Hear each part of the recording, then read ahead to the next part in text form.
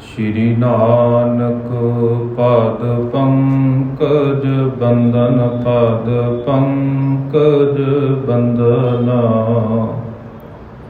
सिमरो अंगद दोख निकंदना।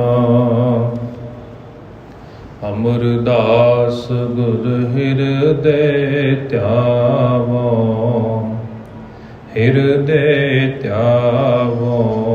श्री गुरु रामदास गुण गावो। श्री अर्जन विघ्नन के नाशक विघ्नन के नाशक। हर गोबिंद शुभ सुमत प्रकाशक। श्री हर राय नमो कर जोरी नमो कर जोरी। गुरु हर कृष्ण मनाए बहोरी। तेग बहादुर परम कृपाला जी परम कृपाला। श्री गुरु गोबिंद सिंह विसाला। तरों तरा पर पुन पुन सीसा पुन पुन सीसा। बंदों बार बार जगदीशा।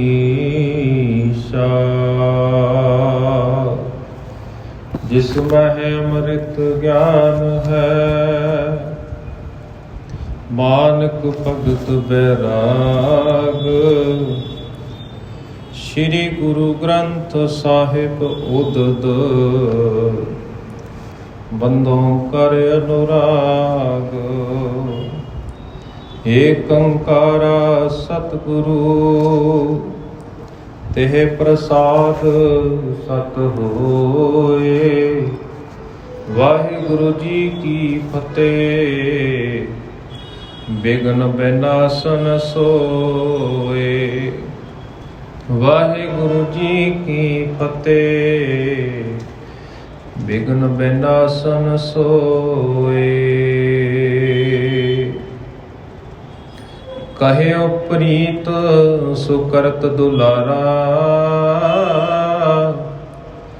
सुन श्री नानक पे अनुसारा।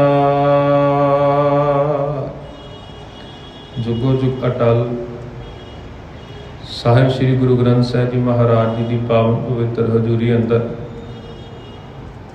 हाजरियां भर रहे अत सत्कारयुक्त सत्संगी जनों। ਸਾਹਿਬਾਂ ਨੂੰ ਸੀਸ ਝੁਕਾਉਂਦੇ ਹੋਇਆ ਦੋਵੇਂ ਹੱਥ ਜੋੜ ਕੇ ਫਤਿਹ ਪ੍ਰਵਾਨ ਕਰੋ। ਆਖੋ ਜੀ ਵਾਹਿਗੁਰੂ ਜੀ ਕਾ ਖਾਲਸਾ ਵਾਹਿਗੁਰੂ ਜੀ ਕੀ ਫਤਿਹ। ਪਿਛਲੇ ਦਿਨਾਂ ਤੋਂ ਅਸੀਂ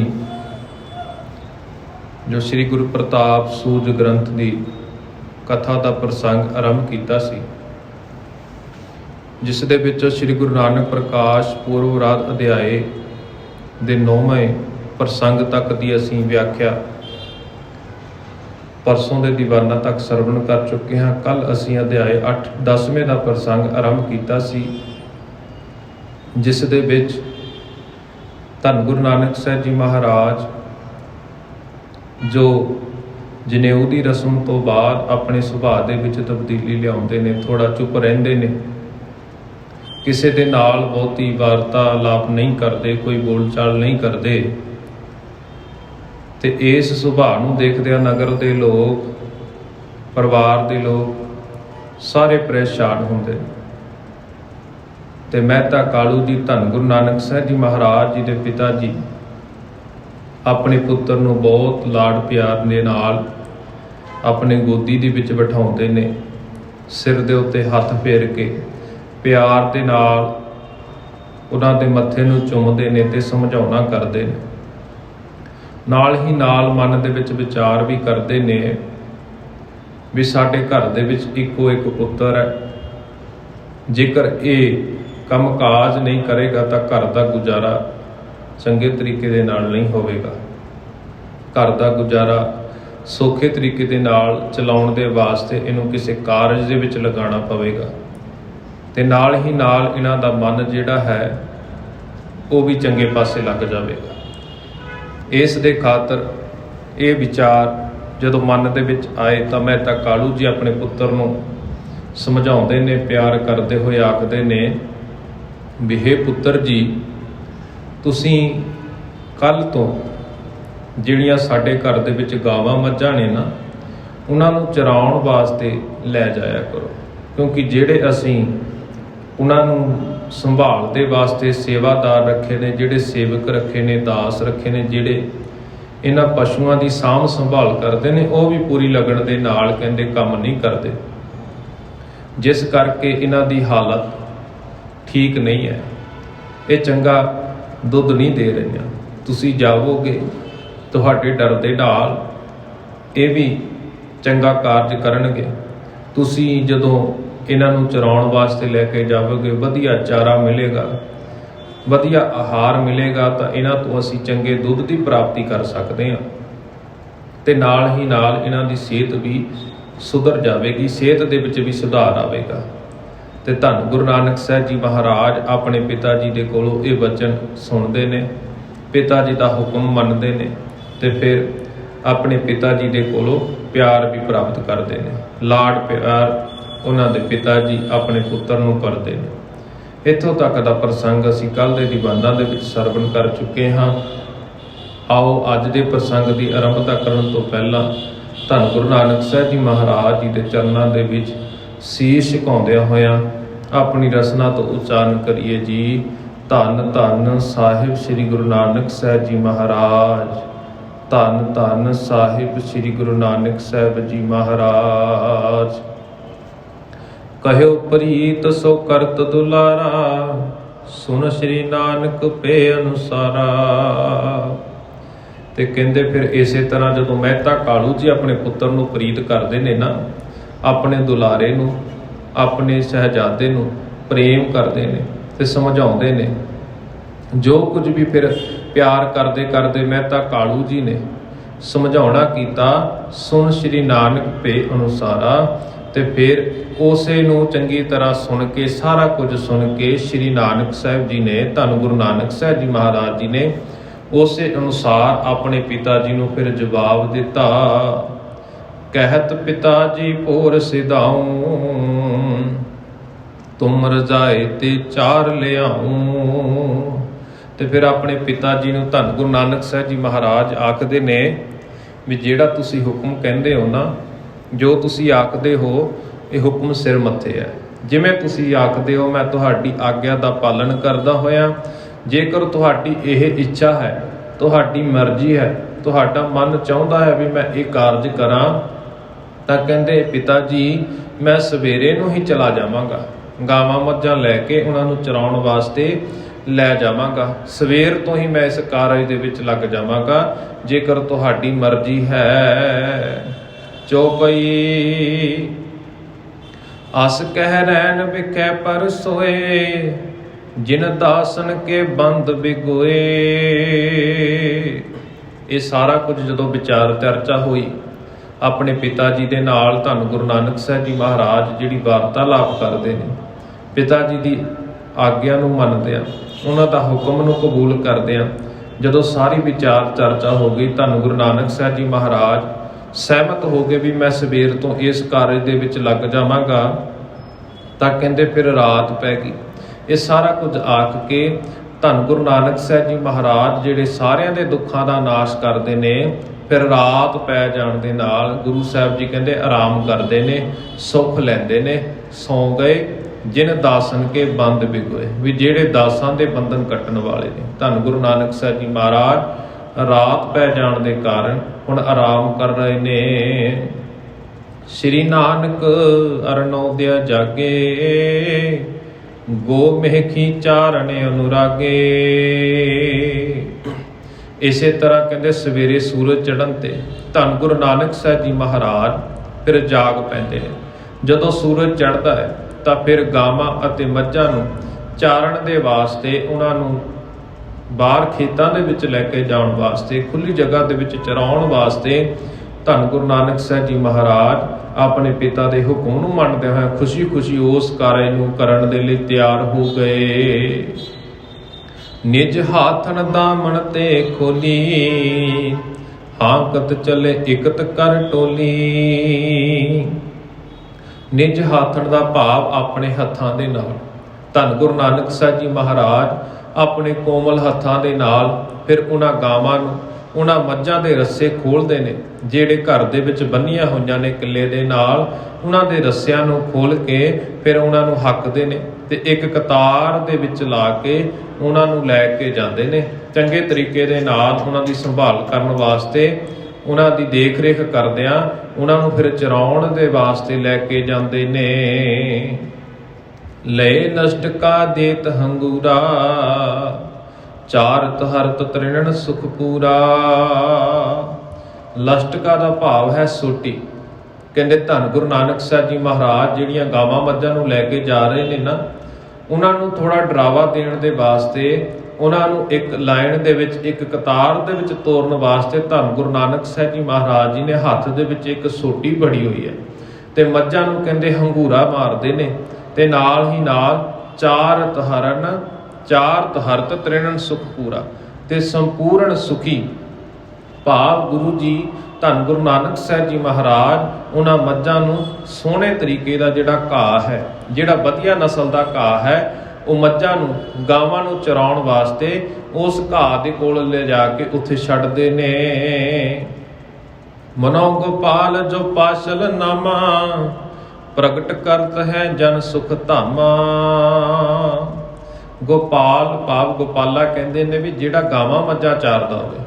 ਤੇ ਕਹਿੰਦੇ ਧੰਨ ਗੁਰੂ ਨਾਨਕ ਸਾਹਿਬ ਜੀ ਮਹਾਰਾਜ ਇਸ ਤਰੀਕੇ ਦੇ ਨਾਲ ਉਹਨਾਂ ਗਾਵਾਂ ਮੱਝਾਂ ਨੂੰ ਚਾਰਦੇ ਨੇ। ਇੱਥੇ ਕਵੀ ਜੀ ਆਖਦੇ ਨੇ, ਕਹਿੰਦੇ ਮਾਨੋ ਉਹ ਪਿਛਲੇ ਕਰਮਾਂ ਦੇ ਵਿੱਚ, ਪਿਛਲੇ ਜਨਮ ਦੇ ਵਿੱਚ ਇਹੀ ਕਾਰਜ ਕਰਦੇ ਹੋਣ, ਪਿਛਲੇ ਸਮੇਂ ਤੋਂ ਇਸ ਕਾਰਜ ਨੂੰ ਜਾਣਦੇ ਹੋਣ ਵੀ ਅਸਲ ਦੇ ਵਿੱਚ ਗਾਵਾਂ ਮੱਝਾਂ ਨੂੰ ਚਾਰਿਆ ਕਿਸ ਤਰ੍ਹਾਂ ਜਾਂਦਾ। ਉਹ ਇਸ ਤਰ੍ਹਾਂ ਵਧੀਆ ਤਰੀਕੇ ਦੇ ਨਾਲ, ਉਹ ਪੂਰੀ ਲਗਨ ਦੇ ਨਾਲ ਕਹਿੰਦੇ ਉਹ ਕਾਰਜ ਕਰਦੇ ਨੇ। ਪ੍ਰਗਟ ਕਰਤ ਹੈ ਜਨ ਸੁਖ ਧਾਮਾ, ਸੁੱਖਾਂ ਦੇ ਘਰ ਧੰਨ ਗੁਰੂ ਨਾਨਕ ਸਾਹਿਬ ਜੀ ਮਹਾਰਾਜ ਲੋਕਾਂ ਨੂੰ ਇਹ ਪ੍ਰਗਟ ਕਰਕੇ ਦਿਖਾ ਰਹੇ ਨੇ ਵੀ ਮਾਨੋ ਉਹ ਪਿਛਲੇ ਜਨਮ ਤੋਂ ਹੀ, ਪਿਛਲੇ ਸਮੇਂ ਤੋਂ ਹੀ ਇਹ ਸਾਰਾ ਕੁਝ ਜਾਣਦੇ ਹੋਣ। ਮੰਦ ਮੰਦ ਸ਼ੁਭ ਸੁਰ ਵੀ ਪਾਸ਼ੇ, ਸਭ ਬਾਸੁਰ ਚਾਰਤ ਤ੍ਰਿਣਿਆਸੇ। ਤੇ ਮੰਦ ਮੰਦ ਦਾ ਭਾਵ ਹੌਲੀ ਹੌਲੀ, ਜਿਵੇਂ ਜਿਵੇਂ ਗਾਵਾਂ ਮੱਝਾਂ ਜਾਂਦੀਆਂ ਨੇ ਹੌਲੀ ਹੌਲੀ ਪਿੱਛੇ ਪਿੱਛੇ ਧੰਨ ਗੁਰੂ ਨਾਨਕ ਸਾਹਿਬ ਜੀ ਮਹਾਰਾਜ ਉਹਨਾਂ ਨੂੰ ਹੱਕਦੇ ਜਾਂਦੇ ਨੇ, ਮਗਰ ਮਗਰ ਜਾਂਦੇ ਨੇ ਤੇ ਸਾਰਾ ਦਿਨ ਉਹਨਾਂ ਨੂੰ ਹਰਿਆ ਘਾਹ ਚਰਾਉਂਦੇ ਨੇ। ਵਧੀਆ ਕਿਸਮ ਦਾ ਚਾਰਾ ਜਿਹੜਾ ਹੈ ਉਹਨਾਂ ਨੂੰ ਚਰਾਉਂਦੇ ਨੇ। ਭਈ ਸੰਜਪੁਰ ਦਿਸ ਕੋ ਮੂਰੀ, ਆਏ ਅਗਾਈ ਸਵਲੀ ਗੋਰੀ। ਸੰਜ ਦਾ ਭਾਵ ਹੈ ਸ਼ਾਮ। ਭਈ ਸੰਜ ਕਹਿੰਦੇ ਜਦੋਂ ਸ਼ਾਮਾਂ ਪੈ ਗਈਆਂ, ਤਰਕਾਲਾ ਦਾ ਸਮਾਂ ਹੋਇਆ, ਸੰਧਿਆ ਦਾ ਸਮਾਂ ਹੋਇਆ, ਤਾਂ ਫਿਰ ਕਹਿੰਦੇ ਦਿਸਕੋ ਮੋਰੀ, ਪੁਰ ਦਿਸਕੋ ਮੋਰੀ ਭਾਵ ਉਹ ਸਾਰੀਆਂ ਗਾਵਾਂ ਮੱਝਾਂ ਨੂੰ ਸ਼ਾਮਾਂ ਪੈਣ ਤੇ ਉਹ ਫਿਰ ਧੰਨ ਗੁਰੂ ਨਾਨਕ ਸਾਹਿਬ ਜੀ ਮਹਾਰਾਜ ਉਹਨਾਂ ਨੂੰ ਹੱਕਦੇ ਹੋਏ ਵਾਪਸ ਨਗਰ ਦੇ ਵੱਲ ਤੋੜਦੇ ਨੇ। ਉਹਨਾਂ ਦਾ ਚਾਲਾ ਤਲਵੰਡੀ ਨਗਰ ਦੇ ਵੱਲ ਨੂੰ ਮੋੜ ਲੈਂਦੇ ਨੇ। ਆਏ ਅਗਾਈ ਸਵਲੀ ਗੋਰੀ, ਤੇ ਸਭ ਜਿਹੜੀਆਂ ਕਹਿੰਦੇ ਕਾਲੀਆਂ ਬੂਰੀਆਂ ਮੱਝਾਂ ਨੇ ਚੰਗੇ ਤਰੀਕੇ ਦੇ ਨਾਲ ਚਾਰਾ ਚਰ ਕੇ ਰੱਜ ਕੇ ਉਹ ਧੰਨ ਗੁਰੂ ਨਾਨਕ ਸਾਹਿਬ ਜੀ ਮਹਾਰਾਜ ਜੀ ਦੇ ਨਾਲ ਨਾਲ ਘਰ ਵੱਲ ਨੂੰ ਆਉਂਦੀਆਂ ਨੇ। ਕਾਲੂ ਹੇਰ ਹਰਖ ਉਰ ਪਾਰੀ, ਲਖਿਓ ਕੇ ਲਗਿਓ ਮੋਹੇ ਸੁਤਕਾਰੀ।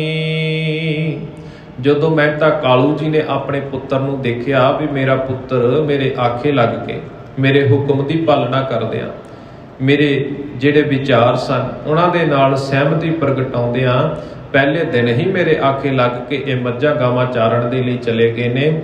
ਤੇ ਇਹ ਸਾਰਾ ਕੁਝ ਦੇਖ ਕੇ ਮਨ ਦੇ ਵਿੱਚ ਬਹੁਤ ਖੁਸ਼ ਹੁੰਦੇ ਨੇ ਕਾਲੂ ਜੀ, ਤੇ ਉਹਨਾਂ ਦੇ ਪੁੱਤਰ ਦਾ ਮਨ ਕੰਮ ਧੰਦੇ ਦੇ ਵਿੱਚ ਲੱਗ ਗਿਆ। ਇਹ ਪਿਤਾ ਜੀ ਆਪਣੇ ਮਨ ਦੇ ਵਿੱਚ ਸੋਚਦੇ ਨੇ ਵੀ ਮੇਰਾ ਪੁੱਤ ਕਿਸੇ ਕੰਮ ਲੱਗੇ, ਕਿਉਂ ਨਾ ਇਸ ਨੂੰ ਚਲੋ ਘਰ ਦੇ ਕੰਮ ਕਾਜ ਦੇ ਵਿੱਚ ਹੀ ਲਗਾਇਆ ਜਾਵੇ। ਕੰਮ ਦੇ ਕਾਜ, ਘਰ ਦੇ ਕੰਮ ਕਾਜ ਦੇ ਵਿੱਚ ਜਦੋਂ ਹੱਥ ਵਟਾਵੇਗਾ ਤਾਂ ਘਰ ਦਾ ਕੰਮ ਵੀ ਸੌਖੇ ਤਰੀਕੇ ਦੇ ਨਾਲ ਵੰਡਿਆ ਜਾਵੇਗਾ, ਤੇ ਚਲੋ ਇੱਕ ਪਾਸੇ ਤੋਂ ਅਸੀਂ ਥੋੜੇ ਜਿਹੇ ਸੌਖੇ ਹੋ ਜਾਵਾਂਗੇ ਵੀ ਚਲੋ ਪਸ਼ੂਆਂ ਦਾ ਕੰਮ ਸਾਂਭ ਲਵੇ। ਤੇ ਜਦੋਂ ਇਹ ਸਾਰਾ ਕੁਝ ਮਹਿਤਾ ਕਾਲੂ ਜੀ ਦੇਖਦੇ ਨੇ ਕਿ ਮੇਰਾ ਪੁੱਤਰ ਹੁਣ ਇਸ ਕੰਮ ਦੇ ਵਿੱਚ ਲੱਗ ਗਿਆ ਹੈ, ਤਾਂ ਮਹਿਤਾ ਕਾਲੂ ਜੀ ਮਨ ਦੇ ਵਿੱਚ ਬਹੁਤ ਖੁਸ਼ ਹੁੰਦੇ ਨੇ ਵੀ ਚਲੋ ਕਿਸੇ ਤਰੀਕੇ ਦੇ ਨਾਲ ਇਹਨਾਂ ਦਾ ਮਨ ਕੰਮ ਵੱਲ ਲੱਗਾ ਹੈ।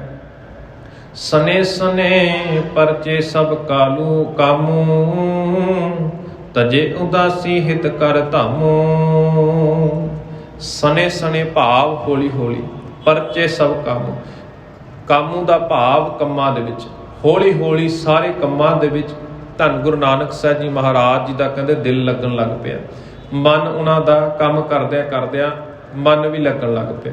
ਪੂਰੀ ਲਗਨ ਦੇ ਨਾਲ ਹੁਣ ਕੰਮ ਕਰਦੇ ਨੇ।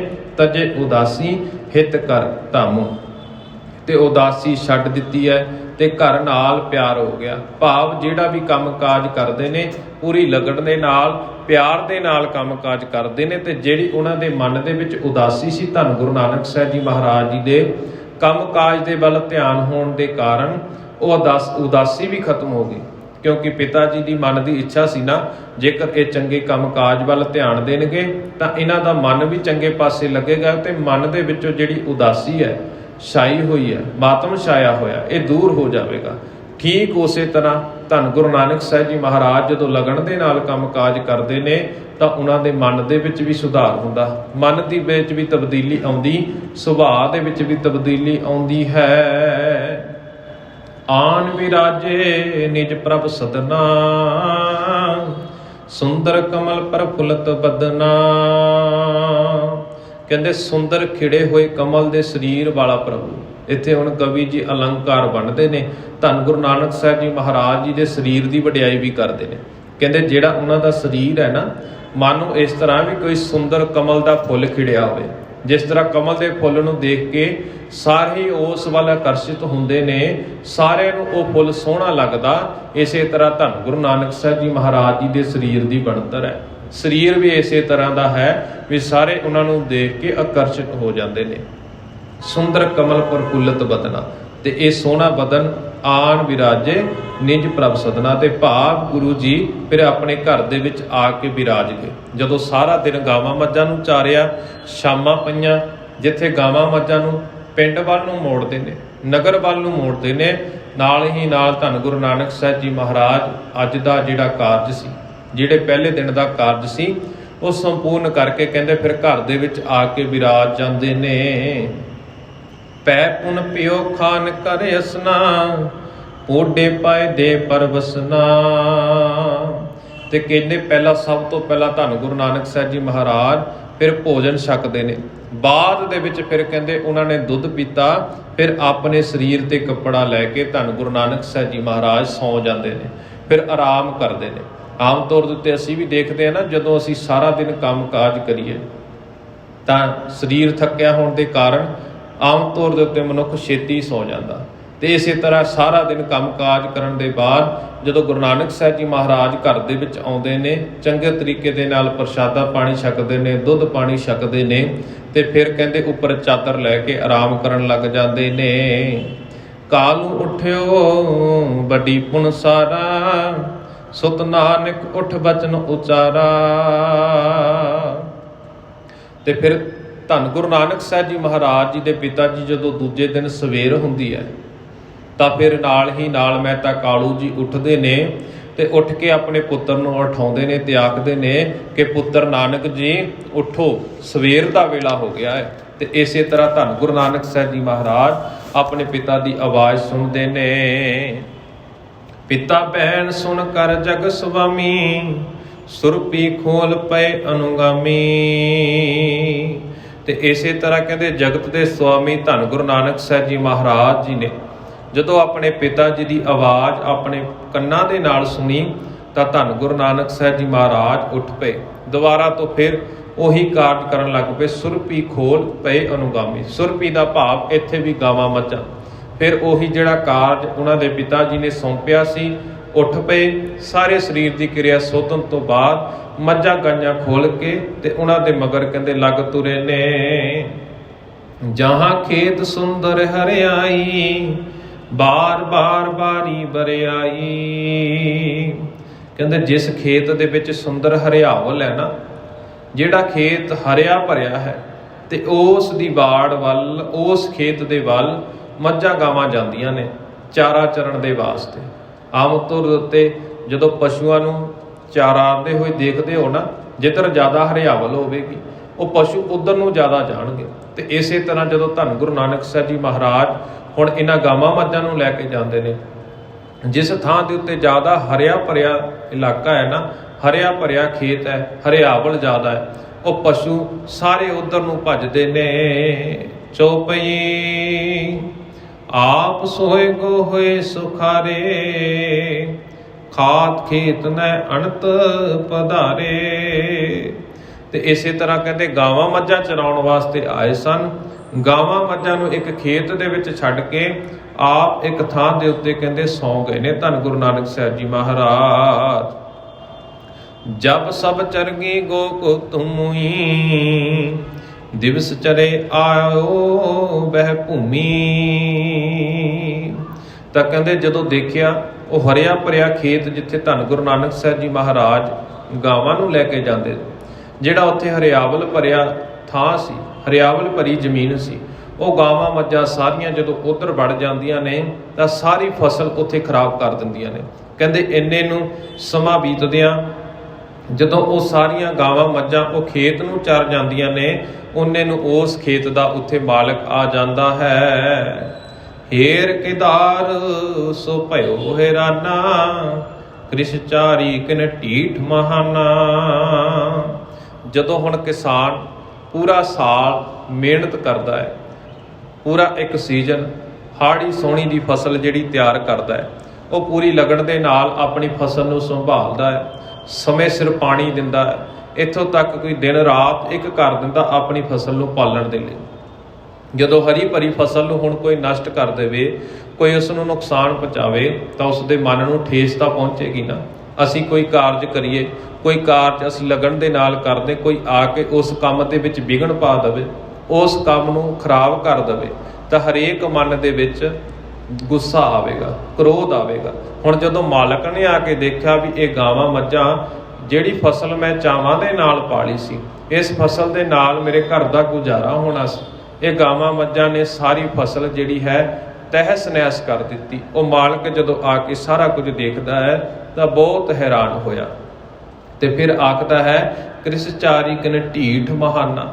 ਕਹਿੰਦਾ ਕਿਹੜਾ ਮਹਾਨ ਢੀਠ ਹੈ ਜਿਹਨੇ ਮੇਰੀ ਖੇਤੀ ਚਾਰ ਲਈ, ਜਿਹਨੇ ਇਹਨਾਂ ਗਾਵਾਂ ਮੱਝਾਂ ਨੂੰ ਇਸ ਖੇਤ ਦੇ ਵੱਲ ਵਾੜ ਦਿੱਤਾ। ਕਿਹੜਾ ਢੀਠ ਹੈ ਜਿਹਨੇ ਇਹ ਕਾਰਜ ਕੀਤਾ ਹੈ। ਸਿੰਚ ਸਿੰਚ ਮੈਂ ਬਹੁਤ ਦਿਨ ਹਾਰਿਓ, ਕਹਿਨੇ ਡਰ ਸਭ ਖੇਤੂ ਜਾ ਰਿਓ। ਕਹਿੰਦੇ ਬਹੁਤ ਦਿਨ ਉਹ ਮਾਲਕ ਆਖਦਾ, ਕਹਿੰਦਾ ਬਹੁਤ ਦਿਨ ਮੈਂ ਮਿਹਨਤ ਕੀਤੀ ਸੀ ਇਸ ਖੇਤ ਨੂੰ ਹਰਿਆ ਭਰਿਆ ਕਰਨ ਦੇ ਲਈ। ਇਹ ਫਸਲ ਕਿਤੇ ਇੱਕ ਦਿਨ ਦੇ ਵਿੱਚ ਇੰਨੀ ਹਰੀ ਭਰੀ ਨਹੀਂ ਹੋ ਗਈ। ਮੈਂ ਦਿਨ ਰਾਤ ਮਿਹਨਤ ਕੀਤੀ, ਪਾਣੀ ਦੇ ਦੇ ਕੇ ਮੈਂ ਹਾਰ ਗਿਆ। ਥੱਕ ਹਾਰ ਕੇ ਆਪਣੇ ਸਰੀਰ ਦੀ ਪਰਵਾਹ ਨਾ ਕਰਦਿਆਂ ਇਸ ਫਸਲ ਦੀ ਸੰਭਾਲ ਕਰਦਾ ਸੀ। ਇਹ ਫਸਲ ਨੂੰ ਇੱਥੇ ਤੱਕ ਪਹੁੰਚਾਉਣ ਦੇ ਲਈ ਬਹੁਤ ਸ਼ਿੱਦਤ ਦੇ ਨਾਲ ਮਿਹਨਤ ਕੀਤੀ ਹੈ। ਤੇ ਫਿਰ ਕਹਿੰਦਾ ਕਿਸੇ ਨੇ ਡਰ ਸਭ ਖੇਤ ਉਜਾੜਾ। ਕਹਿੰਦਾ ਇਹੋ ਜਿਹਾ ਕਿਹੜਾ ਨੇ ਡਰ ਜਿਹਨੂੰ ਕਿਸੇ ਦਾ ਡਰ ਹੀ ਨਹੀਂ, ਤੇ ਇਹੋ ਜਿਹਾ ਕਿਹੜਾ ਨੇ ਡਰ ਆ ਗਿਆ ਜਿਹਨੇ ਸਾਰਾ ਖੇਤ ਹੀ ਉਜਾੜ ਦਿੱਤਾ, ਮੇਰਾ ਸਾਰਾ ਖੇਤ ਹੀ ਉਜਾੜ ਕੇ ਰੱਖ ਦਿੱਤਾ। ਇਹੋ ਜਿਹਾ ਕਿਹੜਾ ਮਨੁੱਖ ਹੈ। ਖਾਏ ਅਕਾਏ ਰਹੀ ਵਿੱਚ ਬੈਸੀ, ਲਖੀ ਕਿਨ ਹੈ ਬਿਨ ਖਸਮੀ ਜੈਸੀ। ਤੇ ਫਿਰ ਉਹ ਮਾਲਕ ਦੇਖਦਾ ਤੇ ਨਾਲ ਹੀ ਨਾਲ ਇਹ ਵੀ ਬੋਲੀ ਜਾਂਦਾ ਤੇ ਕਹਿੰਦਾ ਇਹ ਗਾਵਾਂ ਮੱਝਾਂ ਦੇਖੋ ਕਿੱਦਾਂ ਰੱਜ ਕੇ ਬੈਠੀਆਂ ਨੇ। ਪਹਿਲਾਂ ਤਾਂ ਮੇਰੀ ਫਸਲ ਉਜਾੜ ਦਿੱਤੀ ਤੇ ਫਿਰ ਨਾਲ ਹੀ ਨਾਲ ਫਸਲ ਦਾ ਉਜਾੜਾ ਕਰਨ ਦੇ ਨਾਲ ਫਸਲ ਵੀ ਸਾਰੀ ਨਸ਼ਟ ਕਰ ਦਿੱਤੀ ਤੇ ਉਲਟਾ ਮੇਰੇ ਖੇਤ ਦੇ ਵਿੱਚ ਕਹਿੰਦਾ ਇਸ ਤਰ੍ਹਾਂ ਰੱਜ ਕੇ ਬੈਠੀਆਂ ਨੇ ਵੀ ਜਿਵੇਂ ਇਹਨਾਂ ਦਾ ਕੋਈ ਮਾਲਕ ਹੀ ਨਹੀਂ ਹੁੰਦਾ, ਜਿਵੇਂ ਇਹ ਅਵਾਰਾ ਨੇ ਨਾ। ਕਹਿੰਦੇ ਇਸੇ ਤਰ੍ਹਾਂ ਇਹ ਬੈਠੀਆਂ ਨੇ ਵੀ ਜਿਵੇਂ ਇਹਨਾਂ ਦਾ ਸਿਰ ਦੇ ਕੋਈ ਮਾਲਕ ਹੀ ਨਹੀਂ, ਇਹਨਾਂ ਨੂੰ ਸੰਭਾਲ ਕਰਨ ਵਾਲਾ ਹੈ ਹੀ ਨਹੀਂ। ਤੇ ਇੰਜ ਬਤੀਤ ਹੋ ਰਿਹਾ ਹੈ, ਇੰਜ ਪ੍ਰਤੀਤ ਹੁੰਦਾ ਵੀ ਇਹ ਅਵਾਰਾ ਹੀ ਨੇ ਤੇ ਇੱਥੇ ਬੈਠ ਕੇ ਸਾਰਾ ਕੁਝ ਚਾਰਾ ਜਿਹੜਾ ਨੇ ਇਹ ਚਰ ਕੇ ਬੈਠ ਗਈਆਂ ਨੇ। ਬੱਚ ਉੱਚੇ ਸੁਣ ਸ੍ਰੀ ਗੁਰੂ ਜਾਗੇ, ਉੱਠ ਕਰ ਬਿਹਰ ਨਿਕਾਸਨ ਲਾਗੇ। ਜਦੋਂ ਹੁਣ ਉਹ ਕਿਸਾਨ ਉੱਚੀ ਉੱਚੀ ਬੋਲ ਰਿਹਾ, ਉੱਚੀ ਉੱਚੀ ਰੋਲਾ ਪਾ ਰਿਹਾ ਵੀ ਮੇਰੀ ਫਸਲ ਉਜਾੜ ਦਿੱਤੀ, ਉਹਨਾਂ ਗਾਵਾਂ ਮੱਝਾਂ ਨੂੰ ਵੀ ਡਾਂਟ ਰਿਹਾ, ਝਿੜਕ ਰਿਹਾ ਵੀ ਦੇਖੋ ਕਿਸ ਤਰ੍ਹਾਂ ਇਹ ਢੀਠ ਹੋ ਕੇ ਇਸ ਖੇਤ ਦੇ ਵਿੱਚ ਬੜੀਆਂ ਨੇ। ਜਦੋਂ ਉੱਚੀ ਉੱਚੀ ਉਹ ਬੋਲ ਰਿਹਾ ਤਾਂ ਧੰਨ ਗੁਰੂ ਨਾਨਕ ਸਾਹਿਬ ਜੀ ਮਹਾਰਾਜ ਜੀ ਨੇ ਆਪਣੇ ਕੰਨਾਂ ਦੇ ਨਾਲ ਉਹ ਬਚਨ ਸੁਣੇ। ਜਿਵੇਂ ਕਿਸਾਨ ਉਹ ਗੁੱਸਾ ਕਰ ਰਿਹਾ, ਤੇ ਇਹ ਸਾਰਾ ਕੁਝ ਦੇਖ ਕੇ ਧੰਨ ਗੁਰੂ ਨਾਨਕ ਸਾਹਿਬ ਜੀ ਮਹਾਰਾਜ ਜਿਹੜੇ ਆਰਾਮ ਕਰਦੇ ਸਨ, ਕਹਿੰਦੇ ਉਹ ਜਾਗ ਪਏ ਨੇ ਤੇ ਫਿਰ ਉੱਠ ਕੇ ਮੱਝਾਂ ਗਾਈਆਂ ਨੂੰ ਬਾਹਰ ਕੱਢਣ ਲੱਗੇ। ਹੁਣ ਦੇਖਿਆ ਵੀ ਕਿਸਾਨ ਦੇ ਵਿੱਚ ਵੀ ਥੋੜਾ ਗੁੱਸਾ ਹੈ ਨਾ, ਤੇ ਧੰਨ ਗੁਰੂ ਨਾਨਕ ਸਾਹਿਬ ਜੀ ਮਹਾਰਾਜ ਜੀ ਨੇ ਜਦੋਂ ਸਾਰਾ ਵਰਤਾਂਤ ਦੇਖਿਆ, ਸਭ ਤੋਂ ਪਹਿਲਾਂ ਗਾਵਾਂ ਮੱਝਾਂ ਨੂੰ ਸੰਭਾਲਿਆ, ਉਹਨਾਂ ਨੂੰ ਇੱਕ ਕਰਤਾਰ ਦੇ ਵਿੱਚ ਖੜਾ ਕੀਤਾ। ਰਾਹਕ ਕਰਤ ਕ੍ਰੋਧ ਕਹਿ ਉੱਚੇ, ਜਾਨ ਨ ਦੇਉ ਤੁਮੇ ਕਰ ਸੂਚੇ। ਜਦੋਂ ਹੁਣ ਉਹ ਕਿਸਾਨ ਨੇ ਦੇਖਿਆ ਨਾ ਵੀ ਇਹਨਾਂ ਗਾਵਾਂ ਮੱਝਾਂ ਦਾ ਰਖਵਾਲਾ ਜਿਹੜਾ ਇਹਨਾਂ ਨੂੰ ਲੈ ਕੇ ਆਇਆ ਸੀ, ਜਿਹੜਾ ਇਹਨਾਂ ਨੂੰ ਚਾਰਨ ਦੇ ਵਾਸਤੇ ਲੈ ਕੇ ਆਇਆ, ਹੁਣ ਉਹ ਵੀ ਆ ਗਿਆ, ਤਾਂ ਉਹ ਫਿਰ ਕਿਸਾਨ ਧੰਨ ਗੁਰੂ ਨਾਨਕ ਸਾਹਿਬ ਜੀ ਮਹਾਰਾਜ ਜੀ ਨੂੰ ਆਖਦਾ ਵੀ ਕਹਿੰਦਾ ਤੈਨੂੰ ਹੁਣ ਮੈਂ ਸੁੱਕਿਆ ਨਹੀਂ ਜਾਣ ਦੇਣਾ, ਜਾਂ ਤਾਂ ਮੇਰੀ ਫਸਲ ਦੀ ਭਰਪਾਈ ਕਰ, ਜਾਂ ਫਿਰ ਇੱਥੇ ਮੇਰੇ ਨਾਲ ਤੈਨੂੰ ਮੈਂ ਲੈ ਕੇ ਚੱਲਦਾ। ਮੈਂ ਕਿਸੇ ਨਾ ਕਿਸੇ ਤਰ੍ਹਾਂ ਮੈਂ ਇਸ ਫਸਲ ਦਾ ਮੁਆਵਜ਼ਾ ਤਾਂ ਲੈਣਾ, ਮੇਰਾ ਪੈਸਾ ਵੀ ਲੱਗਾ, ਮੇਰਾ ਸਮਾਂ ਵੀ ਲੱਗਾ, ਨਾਲ ਹੀ ਨਾਲ ਮੈਂ ਆਪਣਾ ਸਮਾਂ ਕੱਢ ਕੇ ਇਹਦੀ ਸੰਭਾਲ ਵੀ ਕੀਤੀ ਹੈ। ਤੇ ਫਿਰ ਜਦੋਂ ਉਹ ਧੰਨ ਗੁਰੂ ਨਾਨਕ ਸਾਹਿਬ ਜੀ ਮਹਾਰਾਜ ਜੀ ਨੂੰ ਉਹ ਕਿਸਾਨ ਦੇਖਦਾ ਤਾਂ ਕ੍ਰੋਧ ਦੇ ਵਿੱਚ ਆ ਕੇ ਕਹਿੰਦੇ ਉੱਚੀ ਉੱਚੀ ਬੋਲ ਦਿੱਤਾ, ਤੇ ਆਖਦਾ ਵੀ ਕਹਿੰਦਾ ਤੈਨੂੰ ਅੱਜ ਮੈਂ ਖਾਲੀ ਨਹੀਂ ਜਾਣ ਦੇਣਾ। ਕਿਉਂਕਿ ਧੰਨ ਗੁਰੂ ਨਾਨਕ ਸਾਹਿਬ ਜੀ ਮਹਾਰਾਜ ਜੀ ਦੀ ਉਮਰ ਹਜੇ ਛੋਟੀ ਹੈ, 14-15 ਸਾਲ ਹੀ ਨੇ। ਤੇ ਇਹ ਸਾਰਾ ਕੁਝ ਦੇਖਦਿਆਂ ਤੇ ਉਹ ਕਿਸਾਨ ਗੁੱਸੇ ਦੇ ਵਿੱਚ ਆ ਕੇ ਝਿੜਕਦਾ ਹੈ, ਕਿਉਂਕਿ ਬਾਲ ਉਮਰ ਹੈ ਤਾਂ ਆਮ ਤੌਰ ਦੇ ਉੱਤੇ ਵੱਡੇ ਛੋਟਿਆਂ ਦੇ ਉੱਤੇ ਜ਼ਿਆਦਾ ਗੁੱਸਾ ਵੀ ਝਾੜ ਦਿੰਦੇ ਨੇ ਕਈ ਵਾਰੀ, ਕਿਉਂਕਿ ਪਤਾ ਹੁੰਦਾ ਵੀ ਬੱਚੇ ਨੇ।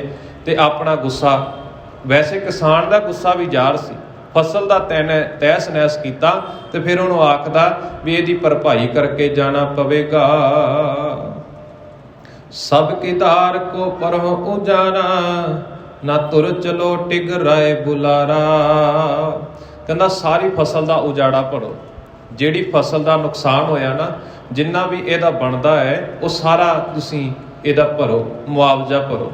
ਕਹਿੰਦਾ ਨਹੀਂ ਤਾਂ ਫਿਰ ਜੇ ਨਹੀਂ ਭਰ ਸਕਦੇ, ਕਹਿੰਦਾ ਜਿਹੜਾ ਇਸ ਨਗਰ ਦਾ ਹਾਕਮ ਹੈ ਨਾ ਰਾਏ ਬੁਲਾਰ, ਕਹਿੰਦਾ ਮੈਂ ਤੁਹਾਨੂੰ ਉਹਦੇ ਕੋਲ ਲੈ ਕੇ ਜਾਂਦਾ ਆ, ਚਲੋ ਮੇਰੇ ਨਾਲ, ਉਹਦੇ ਕੋਲ ਚਲੋ, ਉਹੀ ਫੈਸਲਾ ਕਰੇਗਾ, ਉਹੀ ਤੁਹਾਨੂੰ ਦੰਡ ਲਗਾਵੇਗਾ ਵੀ ਅਸਲ ਦੇ ਵਿੱਚ ਇਹਦਾ ਮੁਆਵਜ਼ਾ ਭਰਨਾ ਕਿਵੇਂ, ਕੀ ਕਰਨਾ ਹੈ। ਜਿਹੜਾ ਉਜਾੜਾ ਕੀਤਾ ਹੈ ਨਾ, ਇਸ ਉਜਾੜੇ ਦੀ ਭਰਪਾਈ ਕਰਨੀ ਪਵੇਗੀ, ਨਹੀਂ ਤਾਂ ਤੁਹਾਨੂੰ ਮੈਂ ਰਾਏ ਬੁਲਾਰ ਦੇ ਕੋਲ ਲੈ ਕੇ ਜਾਂਦਾ ਹਾਂ। ਅਸ ਕਹਿ ਸਭ ਸੁਰਪੀ ਲਹਿ ਹਾਕੀ, ਰਿਸ ਪੁਨ ਸ਼ੋਕ ਵਿਖੈ ਮਤ ਤਾਕੀ। ਤੇ ਇਹ ਸਭ ਕਹਿ ਕੇ ਸਭ ਗਾਵਾਂ ਮੱਝਾਂ ਨੂੰ ਉਹਨੇ ਹੱਕ ਲਿਆ, ਗਾਵਾਂ ਮੱਝਾਂ ਨੂੰ ਆਪਣੇ ਕਾਬੂ ਦੇ ਵਿੱਚ ਕਰ ਲਿਆ ਵੀ ਹੁਣ ਮੈਂ ਇਹਨਾਂ ਨੂੰ ਨਾਲ ਨਹੀਂ ਜਾਣ ਦੇਵੇਗਾ, ਜਦ ਤੱਕ ਮੇਰੀ ਤੂੰ ਭਰਪਾਈ ਨਹੀਂ ਕਰੇਗਾ ਨਾ ਤਾਂ ਇਹ ਨਹੀਂ ਮੈਂ ਜਾਣ ਦਿੰਦਾ। ਤੇ ਫਿਰ ਨਾਲ ਹੀ ਨਾਲ ਰਿਸ ਪੁਨ ਸ਼ੌਕ ਵਿਖੈ ਮਤ ਤਾਕੀ, ਕਿ ਉਸ ਦਾ ਮਨ ਕ੍ਰੋਧ ਦੇ ਨਾਲ ਭਰਿਆ ਹੋਇਆ, ਉਸ ਕਿਸਾਨ ਦੇ ਮਨ ਦੇ ਵਿੱਚ ਬਹੁਤ ਜ਼ਿਆਦਾ ਗੁੱਸਾ ਹੈ, ਤੇ ਗਾਵਾਂ ਮੱਝਾਂ ਨੂੰ ਵੀ ਕਹਿੰਦੇ ਆਪਣੇ ਕਾਬੂ ਦੇ ਵਿੱਚ ਕਰ ਲਿਆ ਹੈ। ਪੁਨ ਕਮਲਾਨਨ ਬਚਨ ਉਚਾਰੇ, ਗੋ ਤਨ ਤਜ ਦੇਹ ਸ਼ੋਕ ਵਿਸਾਰੇ।